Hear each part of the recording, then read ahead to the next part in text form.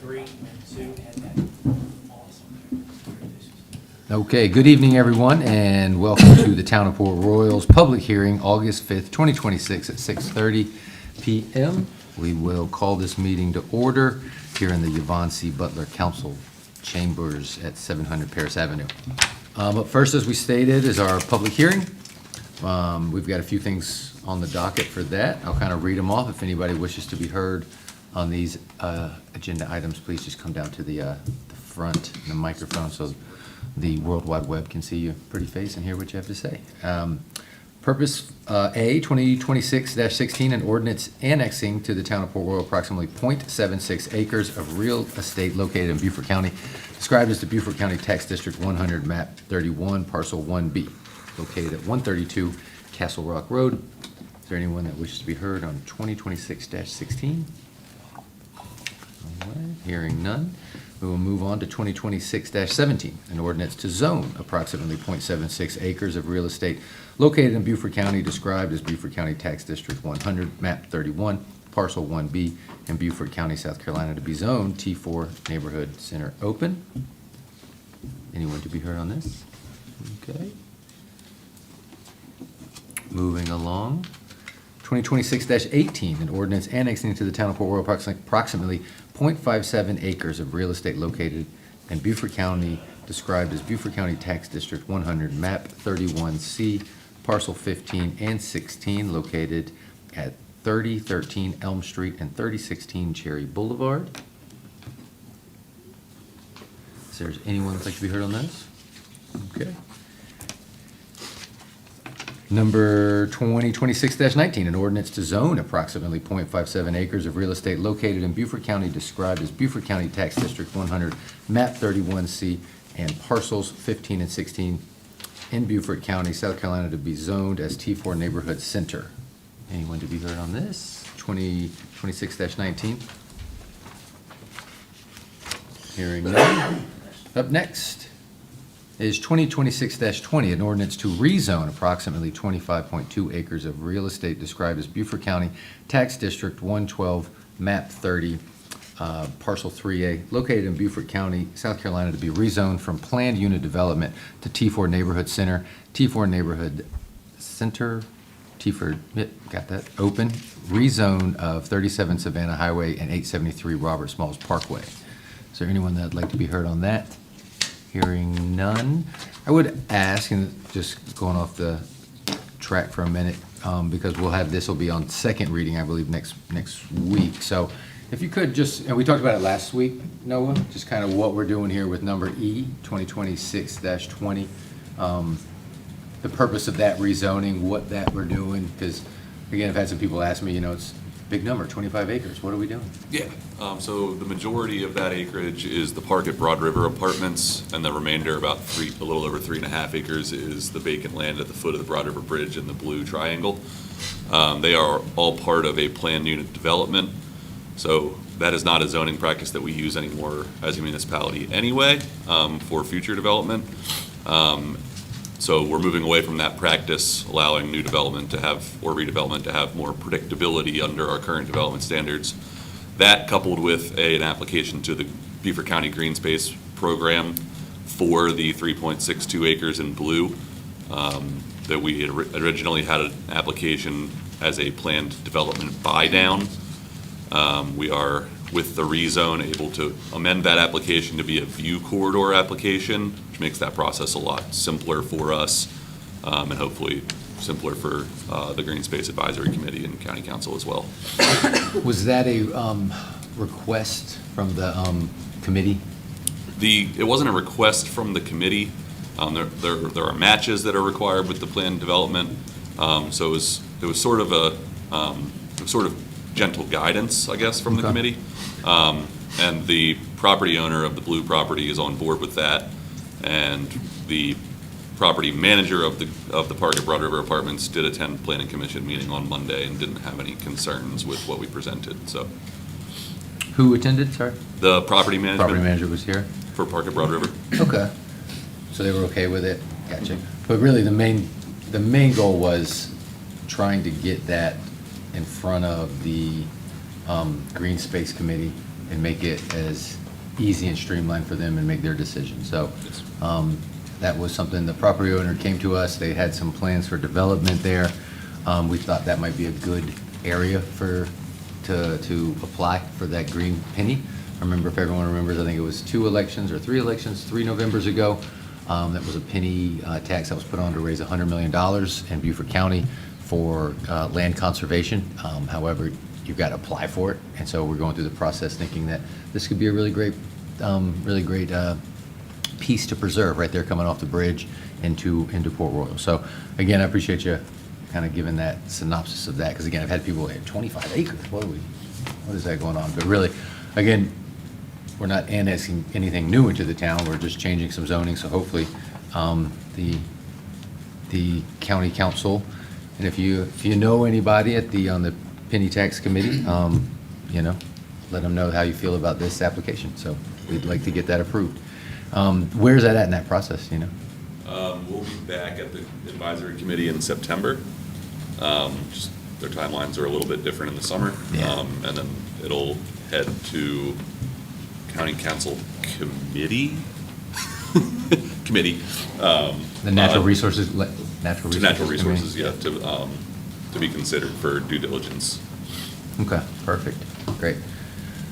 Well, yeah, let us know about when that meeting in front of them from September. Yep. And then also, too, I'm going to do another one for you. Sorry for all the curveballs. I didn't give you any heads up on this. Just a refresher, because this is, you know, a lot of this was, we just did 4 of them were annexations. Again, we'll vote on them next week. How does a property get annexed into the town? What is that process? And these are, you know, we're talking 0.76 acres, 0.57 acres. I mean, this is you know, these are individual lots that are being asked to be annexed in. But what is that process if a property owner wants to be in the wonderful town of Port Royal? Yeah, so the town has growth boundaries that they agreed to with the city of Beaufort and Beaufort County.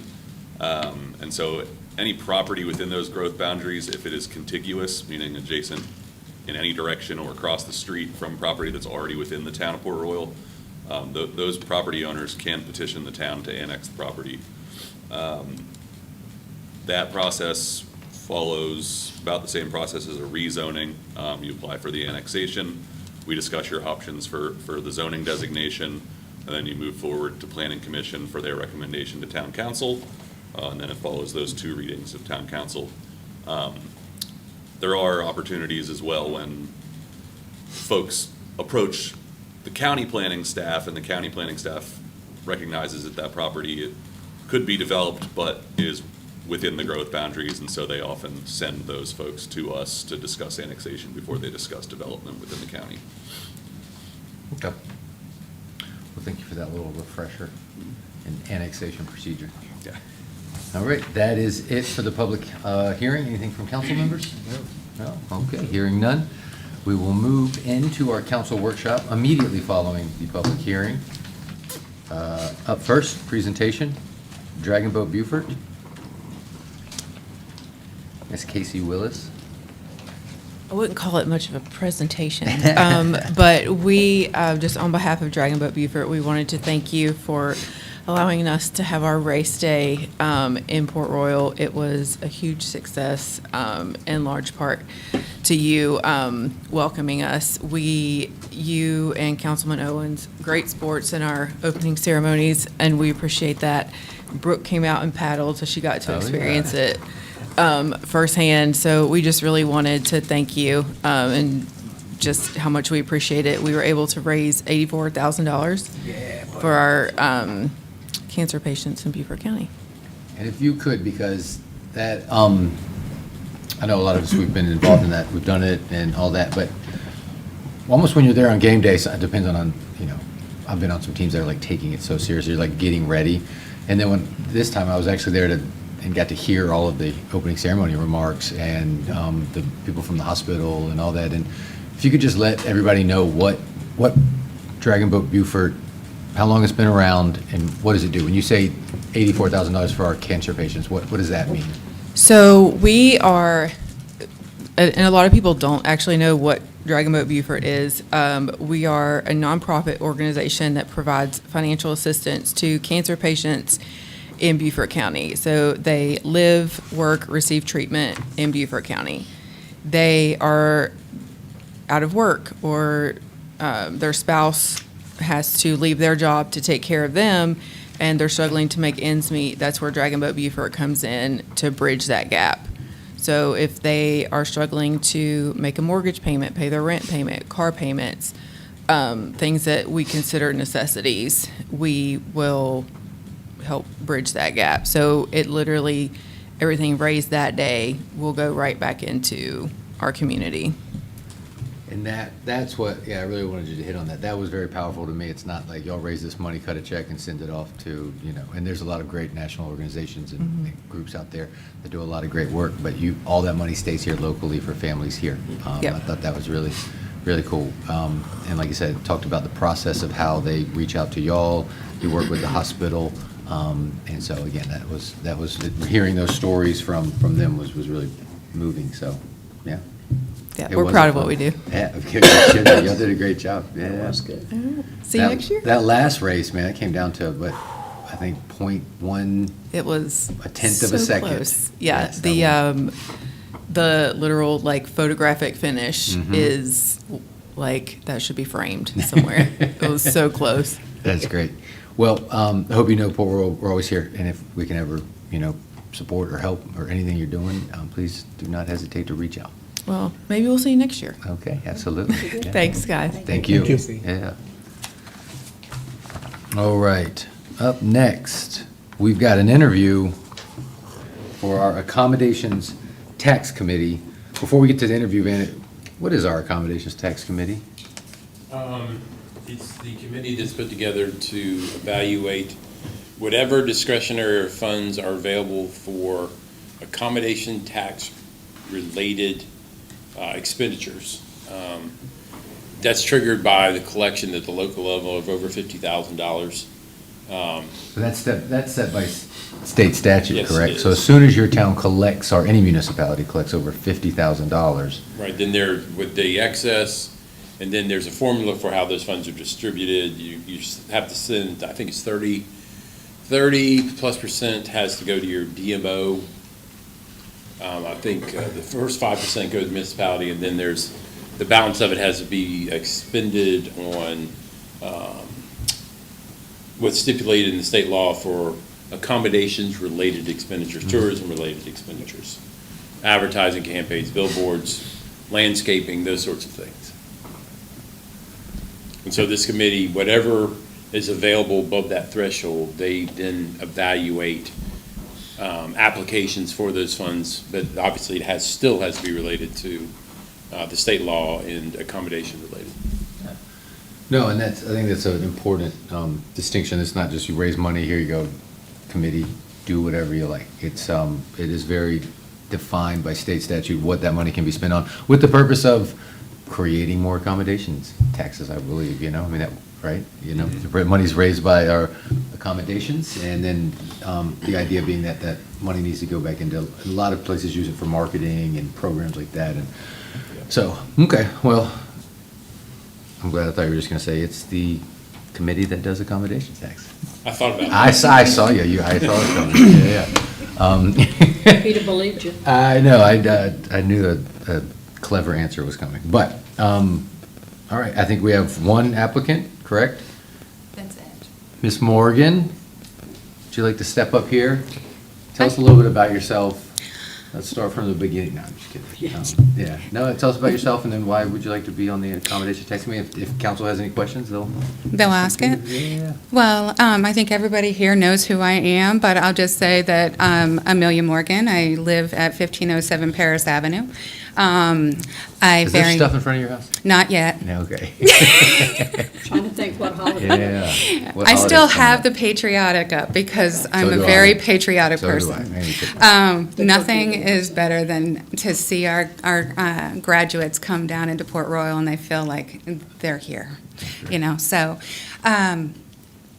about me, mother of 4, multiple businesses. I work, live, and breathe in Port Royal. I just love Port Royal on a whole. So there's being able to sit on a committee that could give back to Port Royal in many different facets, to make our hearts a little bigger, to make people excited about being here, makes me excited.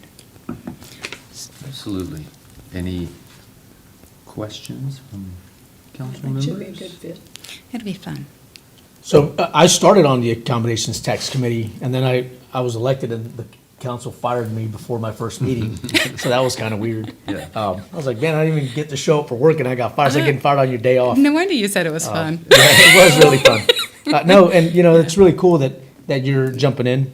Hopefully you say yeah when we ask officially. Right. Because again, your creativity and just your commitment to not just Port Royal, all of its citizens, like you really take that serious and you take that to heart, and you bring people along with you.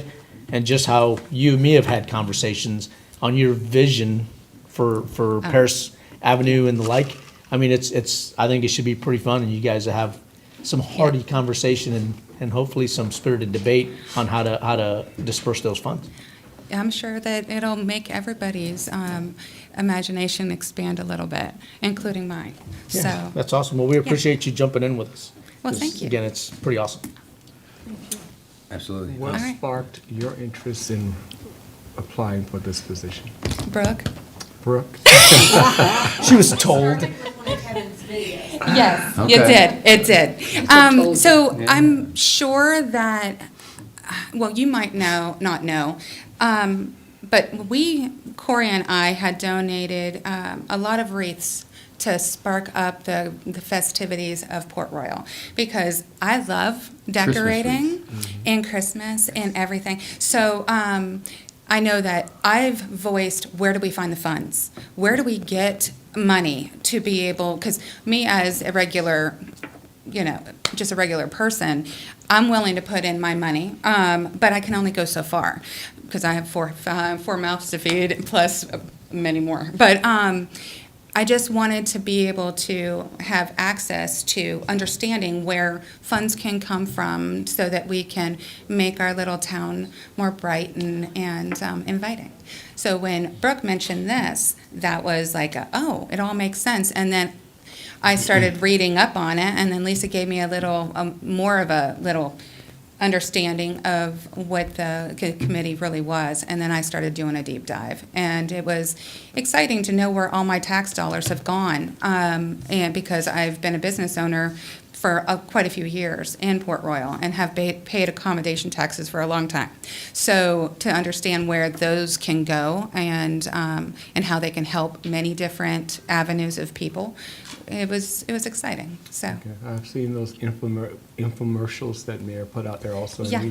we make many appeals to the community, Right. to get involved and so forth, and I commend you thank you. for taking that step and willingness to wanting to make a difference and wanting to serve. Thank and giving you. of your time, so thank you. You're welcome. All right. Anything? Oh, I'm That's excited it. for I'll just say, first off, you're not just a regular person. You're a great person. Thank And you. then, congratulations on July 4th winning. Oh, it was fun. That was awesome. It looks I great. decorated more after. So, It was fun. It was No, nice to see everybody you always participating, do a know? great job with the decorations. Thanks. Thanks. So, yep, we've done the interview process. Now I think we'll vote next week. All right, great. And absolutely, good luck. Thank you. Thank you. You're Thank welcome. Thank you Thanks. for volunteering. Oh, you're welcome. All right, up next, council briefing. All right, we'll start with some of the projects. Obviously, Robinson Street, the permit has been submitted to the SADOT. That was submitted on 7/16. Villages, I think that, I don't think Michael updated this very It's much. very close to being All complete. right. It's at 98%, so it's not 95% anymore. Analysis on Casablanca is still being done.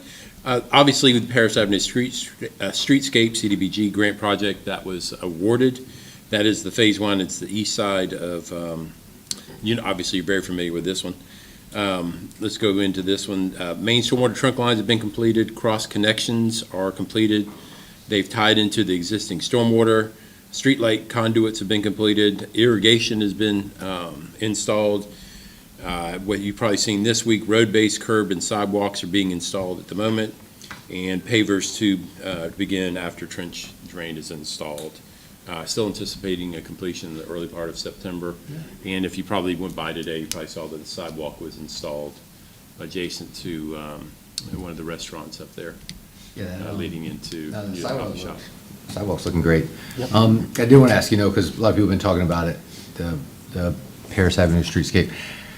If you could just kind of, because, a lot of that stormwater trunk line, cross connections, tie into existing stormwater, where did this project come from? What was the idea? What's the goal? Where are we headed? Why are we Well, doing this? We obviously realize that there's significant work that needed to be done to Paris Avenue. If you recall, when it was set up, it's an 80-foot wide right-of-way, which was obviously designed in anticipation of a lot of traffic coming back and forth to the port property. Wasn't very inviting. You had some very interesting topography, the way the road was designed initially, and then we had some challenges with stormwater. Obviously ties into the Cypress wetlands. A lot of that system needed to be upgraded, and as part of that, there's the opportunity to utilize ARPA funds to upgrade those infrastructure items, as well as address some of the aesthetics issues. And really to kind of enhance the commercial experience on that end of the street. With what we're doing now, the businesses on that end of the street will be able to take better advantage of some of the outdoor opportunities that could happen. So you'll see an upgrade in lighting, an upgrade in plantings, an upgrade in just structures and benches and things like that. Obviously, real excited about the mosaic that will be installed as part of the road. But it also is allowing us to, we did the work up near Anchor Park that was stormwater drainage work, and all of that is tying in together to kind of improve that system all along Paris Avenue. And obviously, we were looking at some of the utility issues. The overall project is, anywhere from $15 to $17 million, done in phases. It's not like we're going to move on, a few hundred yards and start this all over again. This first phase will be completed in September, and then we'll move on to hopefully looking for funds for the second, third, and fourth phase. And when you say fund, how has this been funded? ARPA. I mean, it's American Recovery Act funds that were a part of the results of what happened because of COVID. So these aren't funds that are coming out of the general fund. These aren't funds that were just willy-nilly designated. This was a grant that was applied for. These were funds that were designated to do this specific project. I'm saying, so, but the community block development grant? No, yes, yeah. Okay. And so those are things, we've talked about those before, using those, and I just think it's important for people to know when when those grant funds are used, when you win those grants, they do put certain timelines and like when things need to be started, when things need to be Yes. finished, and check. So that's how you stay in compliance with those grant funds. So I just, like I said, I've heard a lot of people, they're spending this money on that, but again. This isn't, I misstated a little bit, this is not American Recovery Act, ARPA funding, this is CDBG.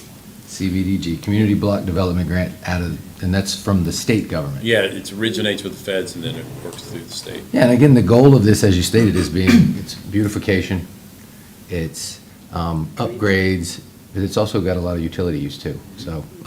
Yeah, while, you see a lot of work out there, and it seems like, we've been in that one lane. Well, a lot of the subsurface Yeah. infrastructure has been completed. And so the hard part of it has been accomplished.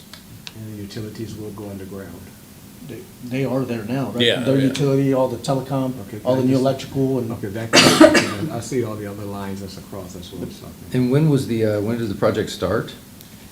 We had discussions we brought all the business owners here back in March and briefed them on what the timelines would be. We started in April.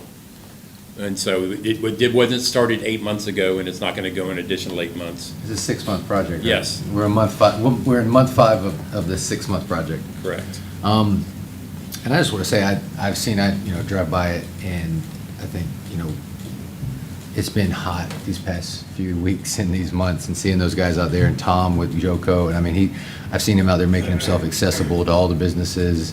I'm sure he gets questions all day, and he's trying to run his crews, and so just kudos to him, because that was important. Like you stated, back in March, we had a meeting here in council chambers where we invited every single, all of the stakeholders up there, all of the businesses, Cypress Wetlands were here. went over the plans, the engineers were here, let everybody ask questions. You know, I understand these things can be very frustrating and it seems like they're dragging on, but again, it's a 6-month project and we're in month 5 of that 6 months. So I saw that the sidewalk was going in, it looked really cool. And so, yeah, that's, like I said, just wanted to spend some time talking about that, because it is probably, right, at the moment, the biggest thing going on in the town. You can't miss it. So, but it's going to be, we're all excited about it when it gets finished. And again, we're getting close to that finish point, because most of that heavy lifting and that heavy work's been done on that east side. That's where all those pipes were in. That's where they were getting in, you know, 10 feet deep and all of that. So, because if you look at the staging yard over there, there's not much pipe left over there. They've used it all. So, I was throwing something out there just because, and talking to council about it, and we can talk about it later, but maybe once they finish the sidewalk, once it gets completely done, because I saw they did a big section today, but not all of it. So when they finish that up, and if it gets completely done here over the weekend, maybe early next week, we just do something, some little kind of like, come check out the sidewalk, a ribbon cutting for sidewalks. We've done that before. This one didn't take 6 years.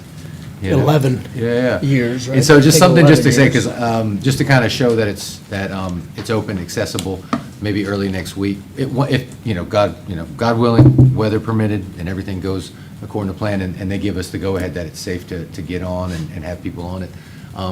Because there's a couple restaurants over there, for the time being, the museum's still back there, Bracken and Bone, the chiropractor. They've got a residence back there, and so just kind of showing, this is open and you can get to it. Because when I drove by today, it was exciting to see some, concrete going down. So just something I wanted to kind of throw out there, try to, bring some attention to it. And, yeah. Anything from council on that one? Okay.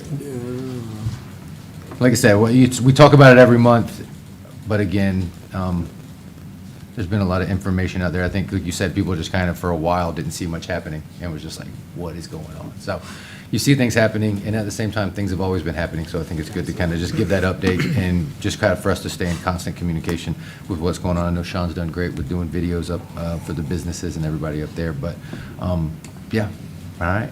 If nothing else from council, we can move on to the Casablanca sewer extension. Yeah, speaking of CDBG, the town was awarded a grant for the installation of sewer laterals from Casablanca, Robinson, and Waddell. It's a $300,000 grant with a match of $175,000. Obviously, we're partnering with Beaufort Jasper on the funding support for that particular project. Marshy Park, which is also another grant recipient. This is that property adjacent to Sands Beach Road. VCC was completed for Safe Harbor. We're looking to do some transferring of that VCC to cover the property that the town owns. That was reviewed as part of that particular process, and I think Safe Harbor's been very accommodating and working with us on that. So we'll get that one moving forward. Yeah, one more thing, sorry. Because we just, all three of those CBDG grants. And so, as you can see, that's a common theme here in the town of Port Royal. It's one of the, if you think about our town, exact same population as a city like Beaufort, but with a budget of $11 million. We really leverage, and we always talk about punching above our weight, and one of the ways we do that is with leveraging, $100,000 to get $1 million or $500,000 or whatever it is from those grants. And our staff does a really great job of doing that and really leveraging the money that we have, because again, we don't have the largest budget, and that's fine because we've got a great staff that executes with those grants. Again, though, when you do grants and it's not just your money, it does bring some strings to it. If somebody's giving you the grant money, they kind of give you timelines and give you parameters around when things need to be done. So, sorry, just when you hit, we did 3 CDBGs in a row, so I wanted to say something about it. Still working on the Sands Beach Causeway Shower and Drinking Fountain project. We should be getting some additional quotes on that one, but like I said, the price has been knocked in on that one somewhat. Splash pad, obviously there was a leak detected on July 25th. Staff coordinated with Year Round and JOCO, and then engineering firm to kind of figure out what the issue was. They did a sounding, identify where the leak was. It's actually, it is repaired for the most part. We'll do a pour, and I think the timeline of 2 to 3 weeks is probably a little bit longer than anticipated. Obviously, we need that concrete to set up a little bit, but we'll be back in operation pretty soon. Any, or the benches, or if this is getting done faster, is that still gonna happen around the same time, or? Yes. Okay, so that's great. So repairs and improvements coming to the splash pad. You got it.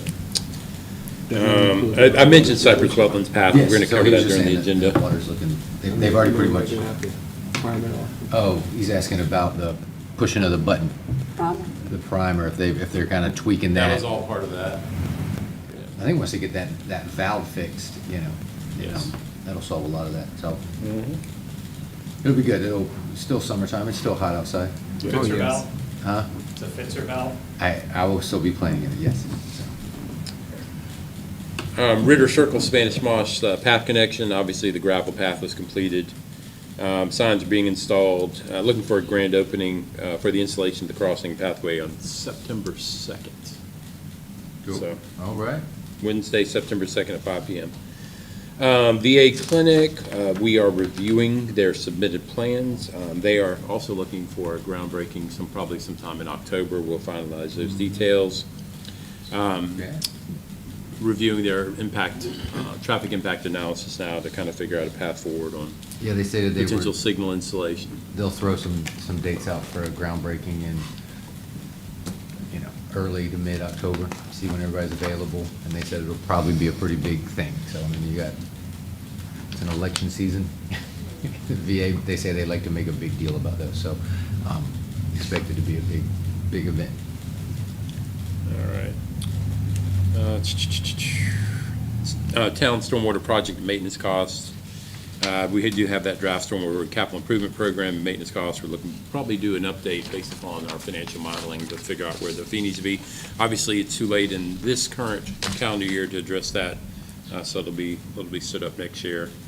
The dock, I did include in your folder that RFP for managing the design and construction management. We'll take a look at that. One component of it was the construction management piece, which I think was a little bit pricey, so we may make a recommendation for approval, removing the construction management portion of it. So we'll talk about that internally and come up with a little bit better definition of what we'd like to see there. But if you want to take a look at it, that's why I put it in the folder. Fire service fee, When you, so where's that at in the phase? So is the RFP has not been drafted, they're drafting It's now. drafted. It It's is in your drafted. folder. It is, okay, so it's Yeah. drafted, the whole thing. right, but there's, I don't want to say it's à la carte, but they gave us the option of construction management, which I is saw about that. $100,000. That was at the bottom of it. Yeah. Yeah, okay. So, we're finalizing the design piece of it and assistance with the drafting of the construction documents. Any rough estimate of when we'd be putting that out? The RFP for construction? Yeah. I mean, once you guys approve that next week, Okay. I think they've already kind of moved forward with some of the documents as well. Okay. Sounds good. Like I said, it's gonna be big. Yes. That'll be great.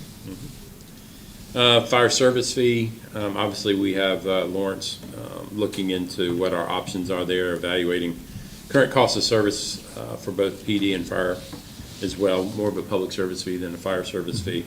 Evaluating, those areas where we see pretty exponential calls for service relative to some of our more traditional users. So we'll be prepared to probably have something for discussion and approval in September. Is there a reason why you skipped the one prior to that? Yes. Okay. I'll leave it alone. Yeah. Okay. Master plan effort for Marina Village. We did meet with them again. The just for plan that refresher, was drawn was When you say Marina Village, where are we talking? Fish Camp, Yeah, Shell Ring, that whole area. that area. And all the kind of owners there. Obviously, we had a lot of very spirited discussion on the design as drafted and what the priorities would be relative to the location of the Spanish Moss Trail, how it impacted some of the adjacent properties, where the promenade would potentially be located, what the traffic patterns would be, whether it be one-way traffic, and then obviously the hot topic was where you're gonna put the dumpster. So they're all dumpster slash Big deal. compactor, Yeah, so. it's important. We sent Tiller back to the drawing board based upon all of that feedback. Hopefully we'll be able to come up with a concept that is somewhat satisfactory to everyone, but we will see where that goes. And just, just as a reminder, the town's concept of a trail predates the Spanish Moss Trail. We thought that there would need to be a promenade slash pedestrian slash kind of paths as part of the plan back in '03, '04. So we've envisioned it, but the concept of a trail needs to reflect the environment that it's traveling through. And while the Spanish Moss Trail in some sections is wide open, it's 12 feet wide, and it's basically a way for bikes to move pretty quickly from one end to the other with obviously pedestrians. But now we're interfacing it with businesses, houses, pedestrians that might not be paying attention, A working shrimp dock. a working shrimp dock. A So seafood we're going to have to facility, really massage that and figure out where it integrates itself with the road network. Yeah. So those are all things that need to be kept in mind as we do that, so. No, again, I think that was a great kind of suggestion, just to start that process, kind of start getting something that everyone, the stakeholders, everybody around there kind of agrees on, so we have something when that time comes, instead of ever just starting then. We'll already kind of be ahead of the game when that day comes, so I think that's good to kind of, plan, be proactive on it, so. Just mention the plastic ban or the amendment to the ordinance. I think the county has passed it, but it's contingent upon passage by the municipality. So at some point, when you guys are willing to discuss that, we can bring that back up. I believe the city of Beaufort has given it first reading. I don't know if they've done second reading. They haven't done so. Okay. All right.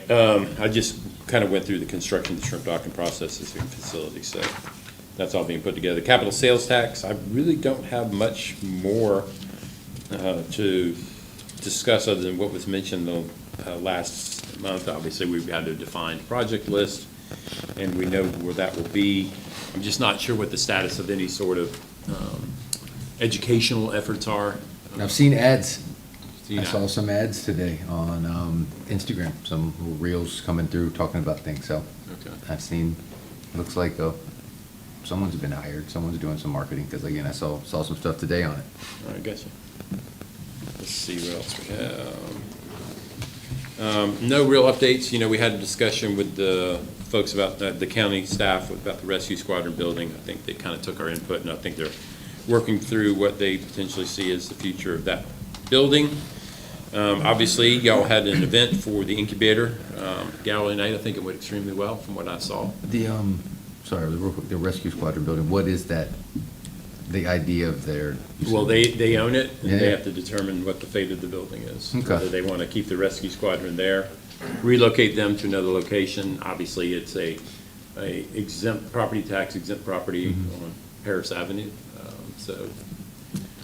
Yeah, and I don't know what other properties they have where they would put them. I mean, I'm sure they like being close to that boat ramp, but they might have other properties that are close to boat ramps too, so. Is there a rescue squadron south of the Broad building? So the whole county's is right there. It's the same one, but they have boats over there. Oh, so they do have a location south of the Broad? Okay, gotcha. So people aren't dropping into the sands to get down to Sea Pines or whatever? Okay, gotcha. They do sometimes go from here too, there's more resources here, Mhm. but they have some boats involved. Okay. Yeah. Incubator, obviously, the gallery night was the other evening. It appeared to go well. One of the things that we're still wrestling is how to better utilize that second space. Obviously, we don't have staff that can stay down there all day long, or really honestly open or close it. So we need to figure out what we want to do, whether we maybe want to kind of expedite the process of maybe getting artists in that space as well. Maybe open up the application process, maybe pick up some additionals if we're able to stack some more in the second one. Or do we really want to stand it up as that community space where we, bring in food trucks or? Yeah, have well, we had plenty more of engagement artists apply, opportunities. So, and the event was great. I mean, I think we everybody up here had stopped by. It was very well attended, and just so appreciative. It was doing kind of what the vision of it was just to kind of create open space for people in the community, draw people in, energy, feet, have people, just kind of engaging with that area of Paris Avenue and really the downtown, right across the street here from our town hall. So it was achieving that. So kudos to those, the 4 artists that we have currently in there right now, because again, this is the first time we've ever tried anything like that, stood it up, and it was just kind of like, we're gonna figure this out together. So that can always be a little scary and can be, intimidating when there's no,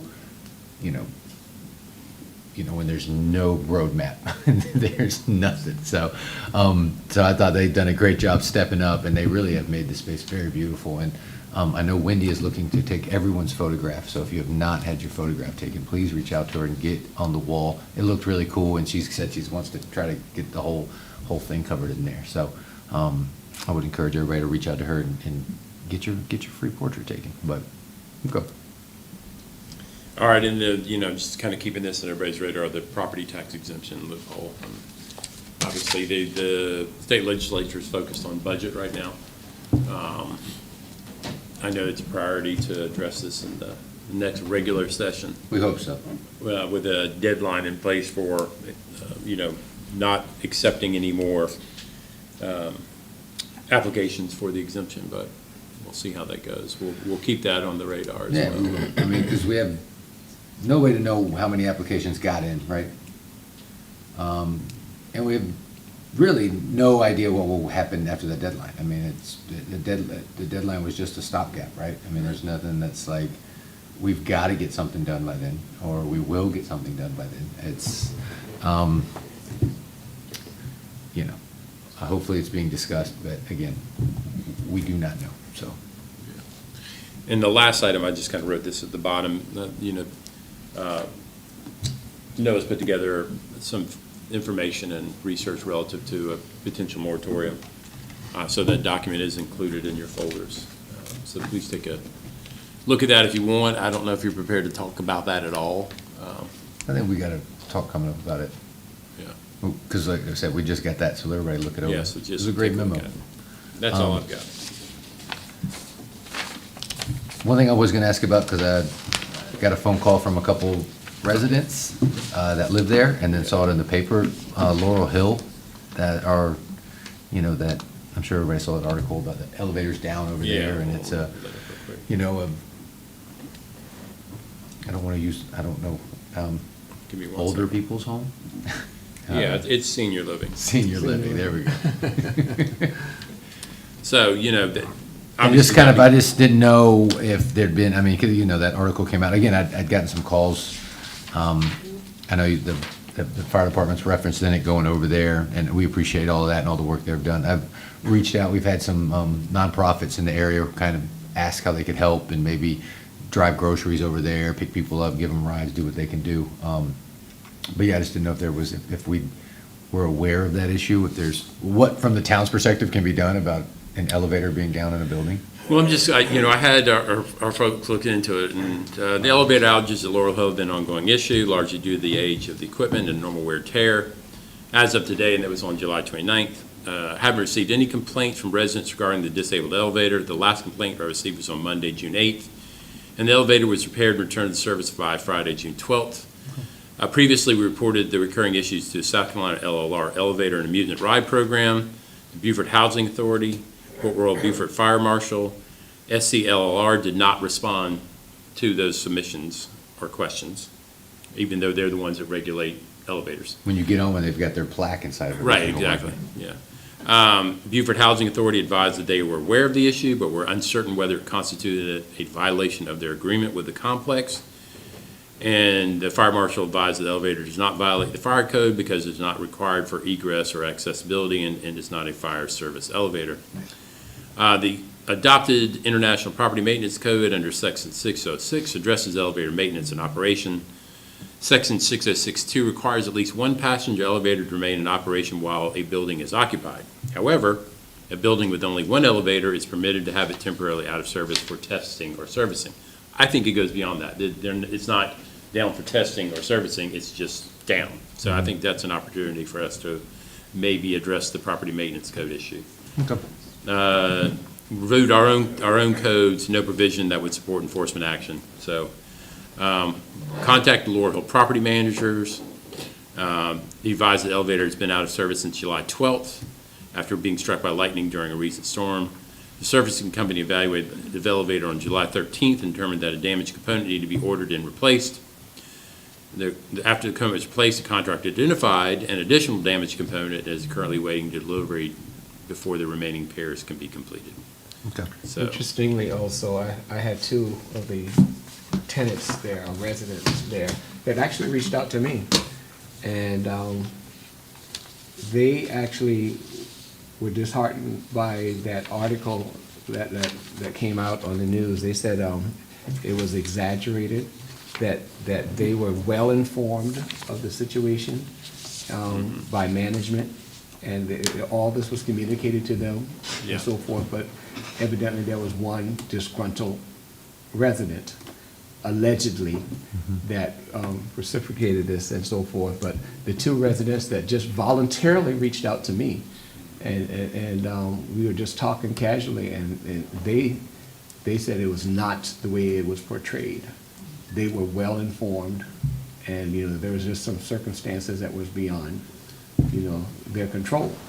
But, some people don't want to hear that, and they just want to jump through hoops and want things to happen overnight, i.e. like what we're experiencing down here when everyone was well-informed.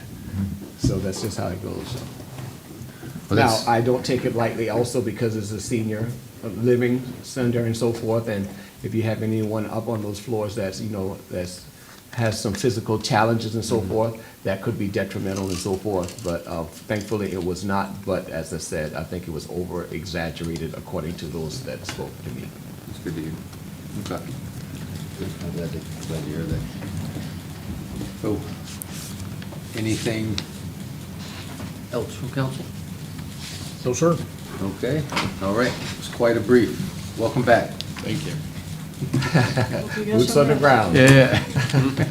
Welcome back. All right, up next, review agenda for August 12th council meeting. What do we got? You have a proclamation, USCB Sand Shark Welcome Week. We'll have a couple of presentations, the Sickle Cell Walk, and we'll have a presentation with Jeff Altoff on the Naval Heritage Skate Park. Then we have the Police Department Photo Contest with Chief Myers.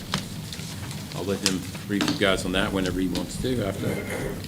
Do we get a lot of submissions? We got a handful. Go, yeah, absolutely. Second readings, 2026-16 ordinance annexing to the town of Port Royal approximately .76 acres of real estate located in Beaufort County, described as Beaufort County Tax District 100, map 31, and parcel 1B. This is property located at, The second readings are all everything Yeah. from the public hearing. 132 Castle Rock Road. 2026-17 is the designation of zoning for that particular piece of property. This is T4 Neighborhood Center Open.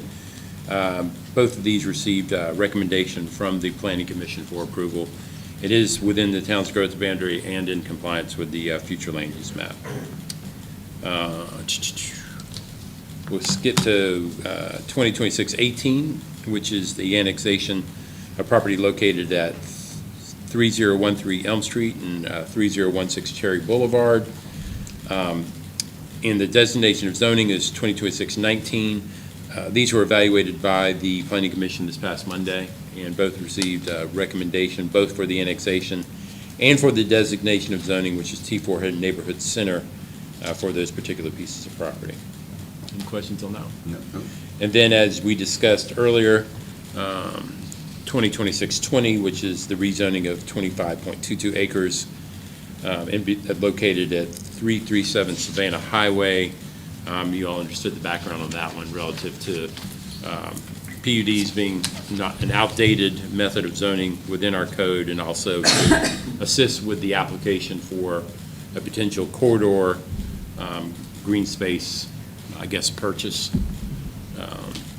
that's being considered. Questions on that one? All right. Resolutions, 6-2026, a resolution authorizing town manager to execute any and all necessary documents for the acceptance of that certain land dedicated by Gunn and London Square LLC to the town of Port Royal, known as the London Square Wetlands and Alleyway. If you remember, a few months back, we voted to accept that wetlands as part of the Cypress Wetlands Program. Staff determined that we needed to do that through resolution, working with our attorneys, so this formalizes that information. As you recall, the idea was that we would incorporate this wetland, which was formerly part of Vernon DeLoach's property, I was going to say, who's into been the system. maintaining it? What's that? Who's been maintaining it? Nobody really. Okay. So we would take over maintenance and incorporate it into the So you're system. getting more wetlands. Yeah, and we're working with, obviously, our consultants to come up with we've come up with a concept plan for how to address it and turn it into kind of more of a sanctuary. Cool. So, any questions? All right, good. Appointments, the Greater Beaufort Port Royal Convention and Visitors Bureau reappointment. I think y'all probably know who we're talking about there. She will be available for approval next week. Military Installation Liaison Who's appointment. this guy? He used to be on the Accommodation Tax Committee, but he's transitioned. Dismissed. Coming up. He was promptly dismissed. Yeah. At his appointment. We had to find ceremony. something else for him to do. He was I heard he appointed didn't and even dismissed attend, same he day. didn't even attend one accommodation tax He meeting. didn't go to a single meeting. Didn't attend Not a single meeting of the Not even accommodation one. tax. But I will say this, I think that this is a pretty important role that he will be filling, if y'all choose to appoint him. We do need to make a more formal effort Yeah, talk with everybody. to improve our relationships and lines of communication with the installations in the town, so that they Absolutely. can be more aware of what we're doing and we can be more aware of what they're up to. Well, and I think it's going to be great. Councilman Grove speaks the language, you know. Every time I go to an event, a very formal, I mean, they literally do have their own language when they're talking. And so Councilman Grove speaks that language well. And also, too, just with my time on council, one of the frustrations have been with the military installations, and it's no one's fault, it's just the way it's organized, is you get a CO, he's there for 2 years, you start to build some rapport with that CO, 2 years, they're gone, and you get a new one, and then you gotta start kind of over, and you start to meet that one, start to build some rapport with them, 2 years, they're gone. I mean, their missions, when they run these bases, are just 2-year missions, and then they're off to their next mission. So having someone that can create that, you know, continual communication, connectivity, I think is really great, because, yeah, like I said, as soon as I get to know one of them, they're gone, so. All right. And then additional council action, we have a series of MOUs, MOAs between the police department / town and respective agencies. The first one is the approval of the Low Country Violent Crime Task Force. This is between the Federal Bureau of Investigation and the town of Port Royal. Obviously, these things kind of define what our roles would be, what our commitments are relative to personnel and equipment. Can we, as we go through these, just real quick, because I was reading on them earlier, and they're very interesting. I don't know if Chief wanted to give anything, but just kind of, Yeah, we put. what does that open up for us? What is, I mean, Let me go back. because this one's with the FBI, which is great. Let's see.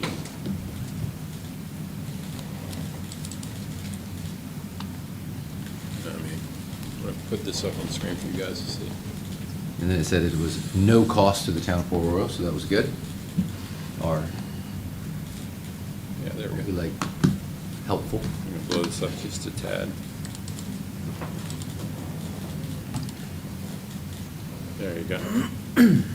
And just kind of, if you want to go over the purpose of the task force is designed to strengthen cooperation between federal, state, and local law enforcement agencies to investigate and prosecute major violent crime and organized criminal activity. Obviously, the benefits of the town provides direct access to FBI investigative resources, enhances our ability to investigate complex violent crimes, increases opportunities for successful federal prosecution, improves coordination and information sharing, and also allows participation in joint operations targeting regional criminal organizations. So it kind of defines what our operational responsibilities are and what those financial impacts are. And that's great, because you don't, every now and then you'll see in the newspaper and you don't think about it. You know, you think about Little Port Royal, but we'll see a criminal, usually a drug bust, and it's some sort of organization. And they're not out of Port Royal, but they're doing business in Port Royal, but they could be over from Walterboro or Hampton or somewhere else, or Charleston, or, I mean, coming off 95 or one of those areas. And so, I mean, I think it'll be really great that our guys will be able to connect with some of these other agencies and kind of pool resources. You know, I'm assuming it'll be like, are you looking at this guy? Be like, yeah, we've been tracking that guy for a while. We know who he's with and what he's doing. So I think that'll be, like I said, it's just going to make our law enforcement better. It's going to make our citizens safer, and Port Royal, you know, safer place, which is great. So Absolutely. thank you for pursuing that. Yeah, the next one, I'm just going to skip down to it. This is a vehicle maintenance memorandum of agreement between Beaufort County Fleet Services and the town of Port Royal. Obviously, this is just a formalization of service rates, responsibilities for both parties, kind of a one-year term with automatic renewals, allowing us to utilize the county fleet operations and repair work. I guess that's just so we get the economies of scale benefit by using Absolutely. Yep. their facilities.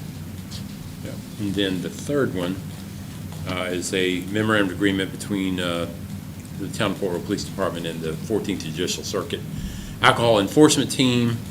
This is basically addressing underage drinking and making insurance compliance with checks, public safety checkpoints, saturation patrols, those sorts of things. Okay. Great. Chief, you got anything you want to add to that? No, covered it first. Very good. Yeah, like I said, I know we had 3 of them, so I just didn't want to just run through them real quick, kind of speak on them a little bit, even though, again, I read in there, these things are no cost to our police department, won't affect the budget, they'll only make our guys stronger and better, so, great. One Thank you, second. Chief. Then the last, hold on real quick, I'm looking for it. Here is the approval of contractor for the Cypress Wetlands Pathway Project Phase 2. Is that in the folder? Yeah. Mr. Clark, do you want to let us know about the approval of contractor for the Cypress Wetlands Pathway Project Phase 2? Mayor Council, Scott Clark with the Friends of Port Royal Cypress Wetlands. Thanks for having me. As always. I came before you guys back in April and said that the South Carolina Parks, Recreation, and Tourism granted the Cypress Wetlands a conditional $100,000 grant for the completion of the pathway around the wetlands.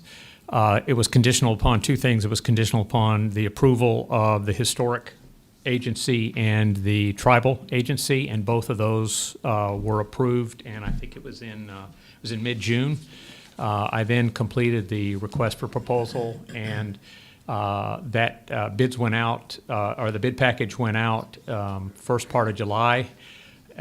Bids came back in. We got 5 qualified bidders turned in bids on the 17th.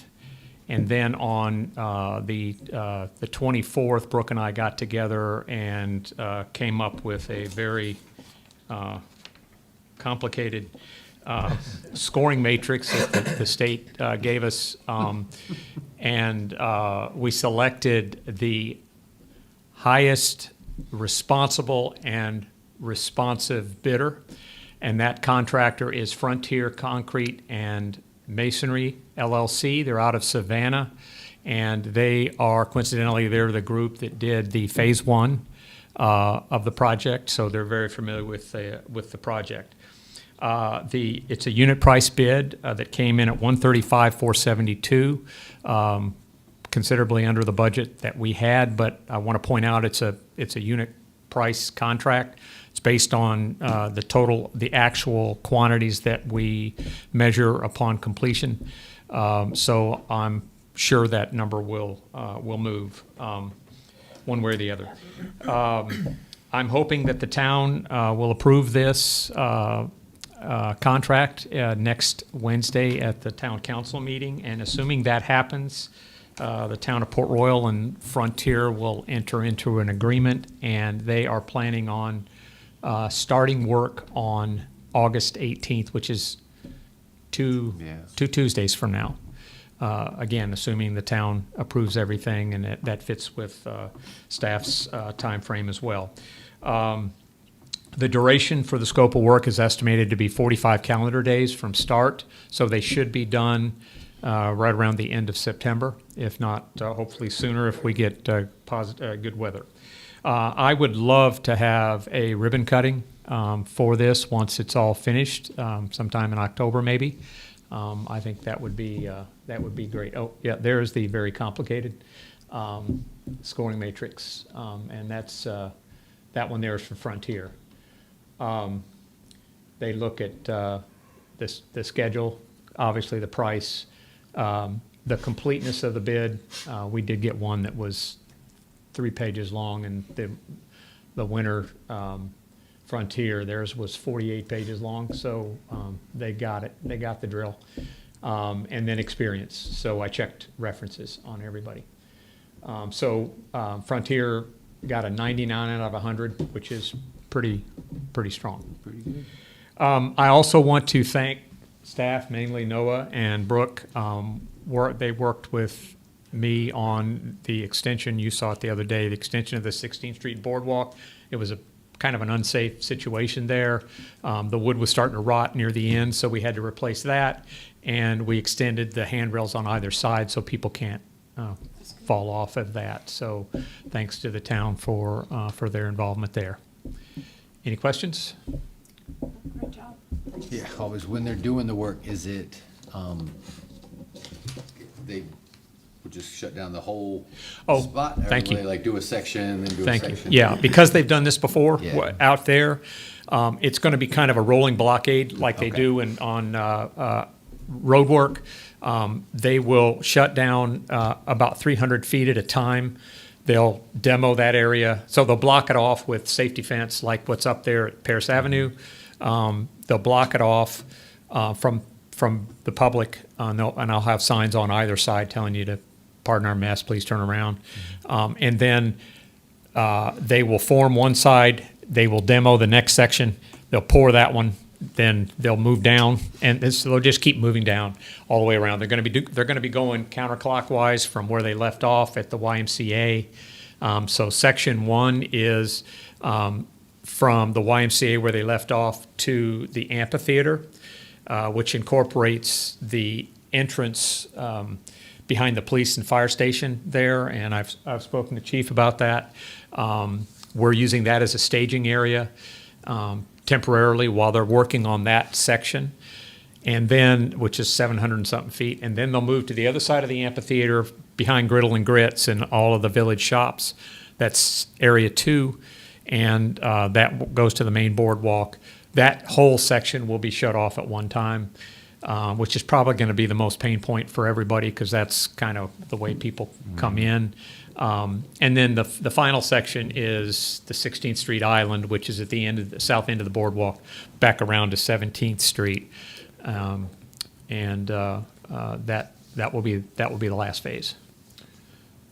And forgot to mention the Southern Tree. The town awarded Southern Tree. There's 3 stumps. Sorry, 4 stumps that are going to have to be removed. 2 trees. And that work is starting tomorrow morning. I'm meeting the contractor up there tomorrow morning to get that done, so it's out of the way for when Frontier starts. Great. Are you all capturing the amount of visitors? Yes. Daily? We still are, yes. Okay. It's down a little bit, but, people have really bought into coming off of Richmond. Once they figured that drill out, it's always packed over there now. And you said that that's interesting that you said it's down also, because I was going to say, I was going to go contrast, say, I don't see any disruption of It is visitors down.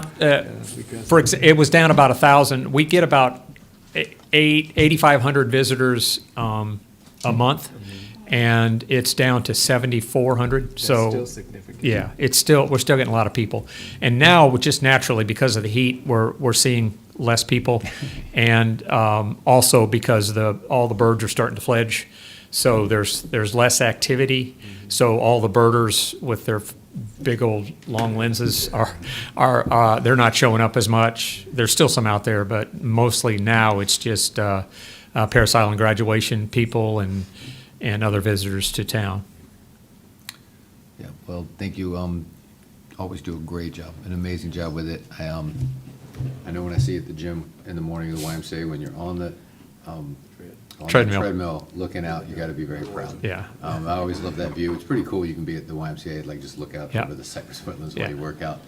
And I've noticed, I send it, and whenever I see them on Instagram or any sort of social media, I'm getting a lot more influencers like coming to Beaufort, and they're just like these little like, found this cutest little town, didn't know about it, and you're just starting to see more of that pop up, and more people visit here, and the Cypress Wetlands are usually always in there. They're in something like, Yeah. and usually, sometimes I hate it, they don't know they're in Port Royal. But, I mean, Yeah, they're in Beaufort, yeah. They're just like, we visited Beaufort, and then we found this little gym over here with so many Yeah. birds. A lot of them say this Yeah. was my favorite part of the trip, and so it's really cool to see that. I always, as soon as I get them, I forward it, because what's her name that does your social media? The social media? Yes. Holly Ream. Holly, yes, I'm always, Yeah, I she's figure awesome. she reads them, so I always, Yeah. I message them, I'm like, check this one out, check this one out, check this, I'm sure she sees it. Yeah. She's probably like, I got it. Like, I also want to give a shout out to Megan Carew, who's our marketing director. She has put together a very cool marketing campaign that's on Facebook and other social media for the Cypress Wetlands. So we're doing a lot of advertising out to the World Wide Web on that. It's So an amazing spot right there in the front of the town, and, again, we're excited for the improvements being done around it. So I hear a lot of people say it's my favorite place in Beaufort County, favorite place to visit. It's Wonderful. We love it, absolutely. So, thank you. Thank you. Yes, sir. And then the last item is approval proposed to draft a request for proposal for the construction of, that's just a lot of wording. It's a proposal for consulting services for the final design, bidding, and construction phase services for the shrimp dock. Or the shrimp dock. Yeah, take a look at that. It's pretty in-depth. We got it, and we'll put it together, knock that down. That, can you roll down just a little bit, just to see the map? Boop, boop, boop, there it is. That's gonna be amazing, when that comes back. You can see right there, there's Fish Camps dock coming down, day dockage over here in front of Shell Ring with pedestrian platforms along the way.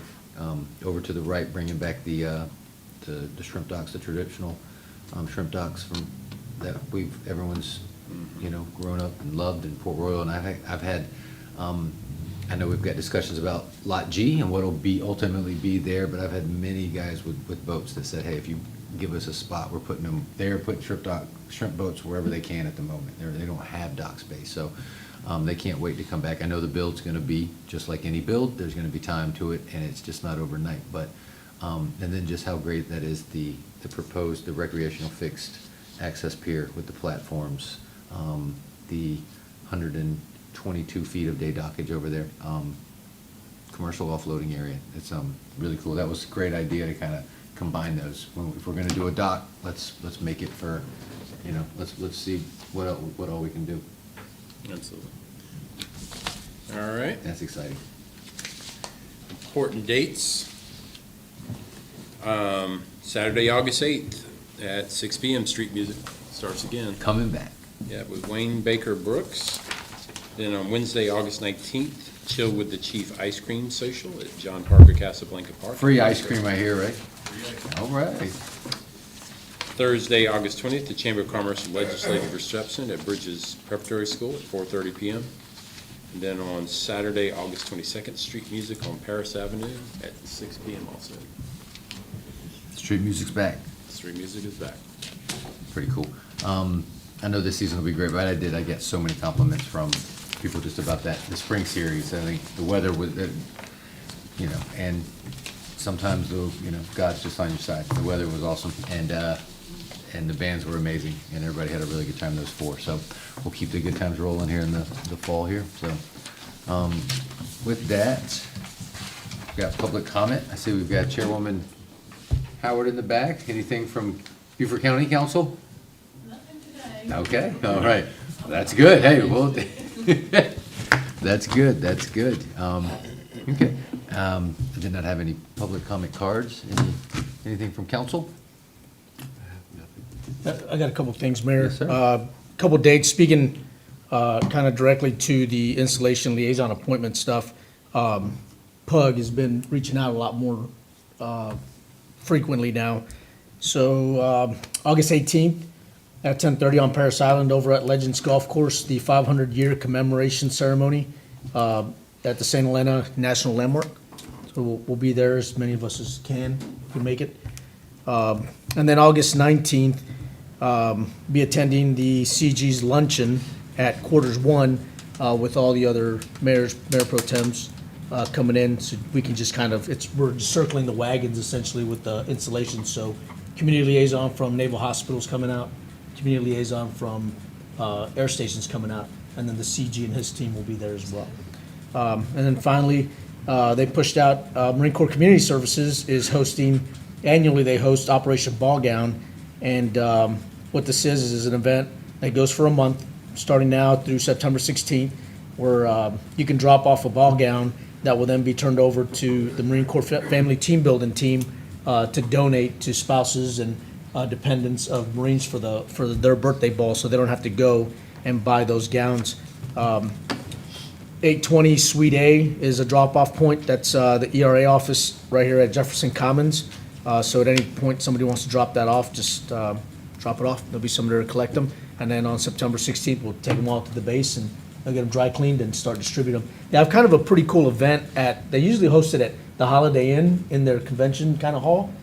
They put them all out. It looks like a I don't know, like a wedding dress store. It's freaking awesome. They set up kind of some rooms where they can try all these dresses on, and they all leave there with the ball gown for their respective unit balls. And, any way that we can help with that. So expect more of that stuff as we get more information from the bases. But those are just a couple extra dates to throw on the calendar if you got those. If not, I can email them to you. Cool. I just want to say thank you to the police department, the fire department for the back-to-school bash. Yeah, that was I thought it was great. a great success. I think all of y'all being out there, I really appreciate the PR that the Fort Police and fire department are doing for this town. It has increased tremendous, and it makes a big difference in our community. So from the bottom of my heart, thank you for all y'all do, because I know it isn't easy to have it. Please thank Kelly and Tiny for what they do, because they're the ones that really did this. And I think it's important that we recognize people when they go above and beyond to make sure, especially for the children in our community, they're deprived. So anything we can do, please let us know. We want to continue to do those kind of things. So thank you to Chiefs for what y'all do. It was very well attended. It was. Yeah, that was great. It was great. They were I talked to some of the vendors, they were like, whoa, some of them were like, we didn't bring enough stuff. Which is, you hate that, but it just means it'll be better next year, so. That's right. Anything else from council? No, sir. Nope. I'll just say thank you all for being here. As we discussed, we spent a lot of time talking about it, but, continue to do what everybody's been doing. As we do, and as you see construction going on, as you see those things happening in town, support those local businesses, support those local community members that might be being affected negatively by things going on. And again, like you said, we'll get through stuff. We're improving things. But again, that doesn't mean it's always easy for everybody. So if you can help somebody out, just, like I said, Port Royal's a community and a neighborhood. So let's help each other out. That's all I got. Anything else? All right. No, sir. All that, I don't know I'm supposed to, but I'll entertain a motion to adjourn. So moved. All those in favor signify by saying aye. Aye. All right.